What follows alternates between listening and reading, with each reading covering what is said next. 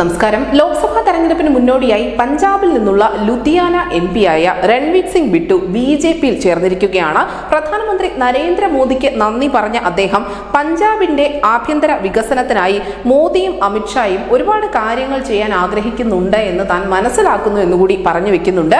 എന്തായാലും കഴിഞ്ഞ 2 തവണയായി ലുധിയാനയിൽ നിന്നും കോൺഗ്രസ് ടിക്കറ്റിലാണ് ബിട്ടു ലോക്സഭയിലേക്ക് എത്തിയത്. 2019 ലോക് ഇൻസാഫ് പാർട്ടിയിലെ സിമർജിത് സിംഗ് ബെയിനെ 76,372 വോട്ടുകൾക്കും 2014 എത്തിയപ്പോൾ ആം ആദ്മി പാർട്ടിയിലെ ഹർവീന്ദർ സിംഗ് ഫുൽക്കയെ 19,709 വോട്ടുകൾക്കും പരാജയപ്പെടുത്തിക്കൊണ്ടായിരുന്നു ബിട്ടുവിന്റെ ലോക്സഭ എൻട്രി.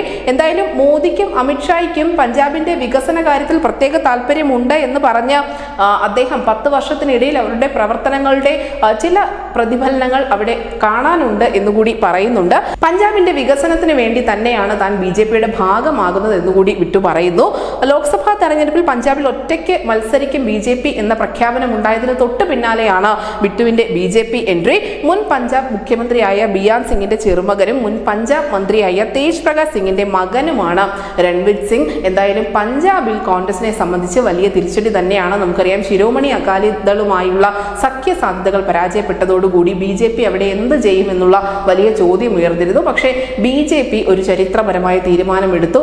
അവർ രണ്ടും കൽപ്പിച്ച് തന്നെയാണ് പഞ്ചാബിൽ മുഴുവൻ സീറ്റുകളിലും ഒറ്റയ്ക്ക് മത്സരിക്കാൻ തീരുമാനിച്ചത്. ആ തീരുമാനത്തിന് ശക്തി പകരുന്നതാണ് ബിട്ടുവിനെ പോലെയുള്ള കോൺഗ്രസ് നേതാക്കളുടെ പാർട്ടി പ്രവേശനം. ന്യൂസ് ഡെസ്ക് ന്യൂസിന്റെ മലയാളം.